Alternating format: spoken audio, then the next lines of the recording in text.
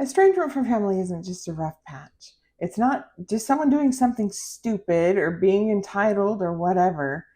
It's the last straw. It's the severing of a bond of something that was supposed to last forever. If you're living it right now, you probably already know that the pain cuts deeper than anything you could have ever imagined. I know it myself because I've lived it. As a mom, as a daughter-in-law, I've been through multiple estrangements. Some of those relationships are slowly healing, others aren't, and some probably never will. Not only have I lived it, but I've also studied dysfunctional family dynamics, attachment trauma, and the emotional impact of family estrangement until I could probably teach a college course about it.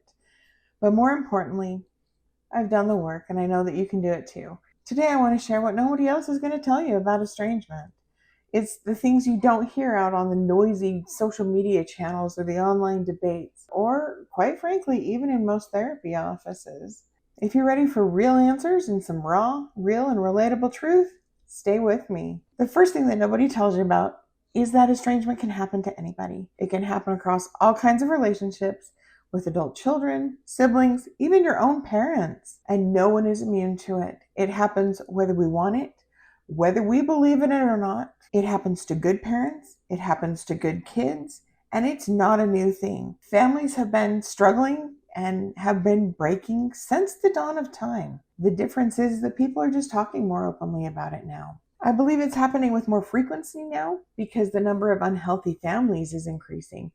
We all have access to information, to unhealthy family dynamics, to relationships, and also to other people who have been going through similar things. And as such, the generational gaps and disconnects are getting wider and wider, especially as technology has made communication with a wide variety of people very easy. The second thing that not a lot of people talk about is that estrangement hurts like a bear. It's not just a blip in the road.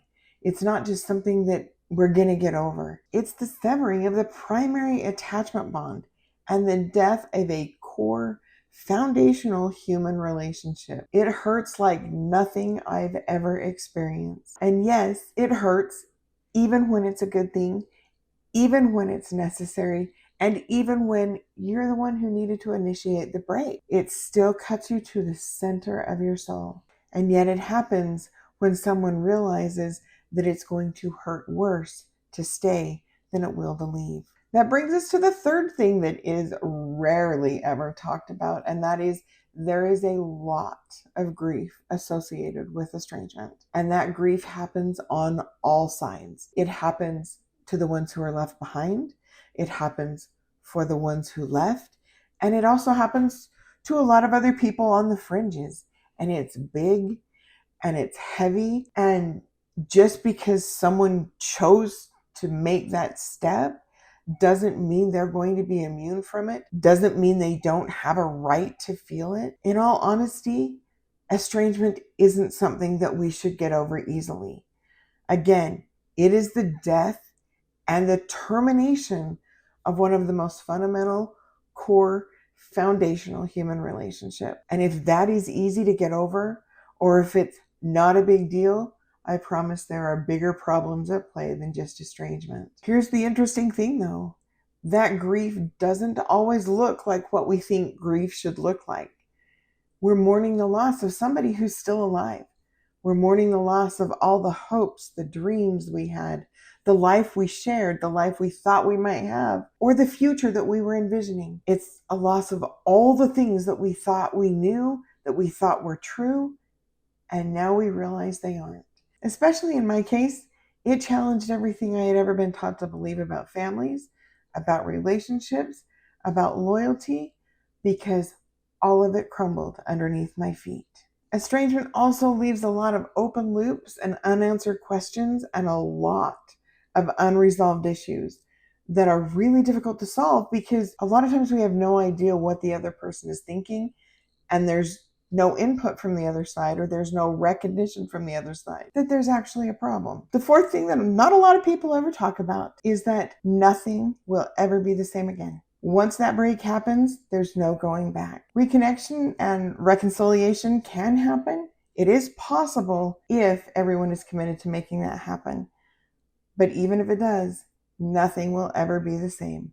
There have been too many wounds, too much broken trust, and it involves more than just two people.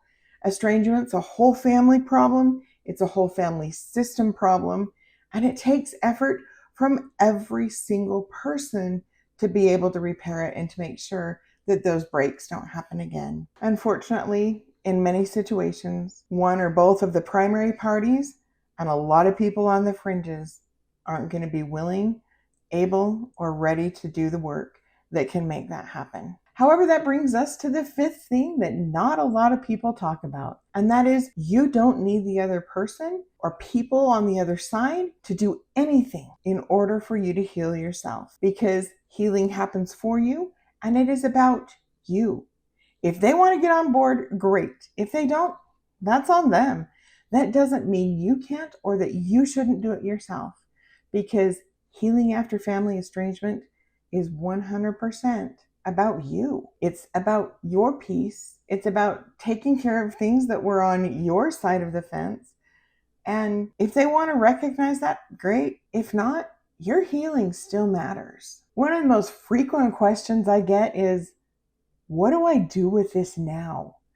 How do I fix it? Where do I go from here? Where do I even find help? Well, lucky for you, I've got the answer to that.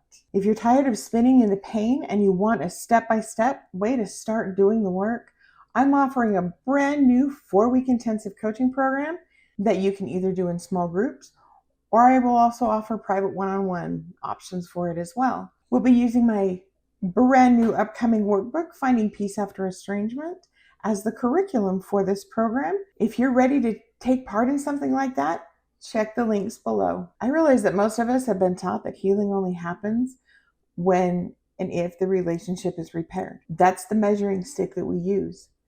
But it's backwards. Waiting on somebody else to change or to do the work before you jump in and heal, it's like standing in the rain, refusing to move until the weather clears. The truth is, you can create peace and healing whether or not reconciliation ever happens, whether or not the other person ever does any work, and even if they still continue to make hard, hurtful, or painful choices. Recognizing that you have the power to do that is the shift that can change everything, especially for you and for your life and how things play out in the future. Perhaps you're already thinking, yeah, I'd kind of like to try and do this on my own first. So what are some things I should have done differently? Or what mistakes have other people made that I should avoid repeating? That's what I cover in my next video right over here. So before you do anything else, click on over there and watch it. Trust me, you don't want to miss it. It's actually one of the most popular videos I've ever made. So hop on over there, check it out, and I'll see you over there.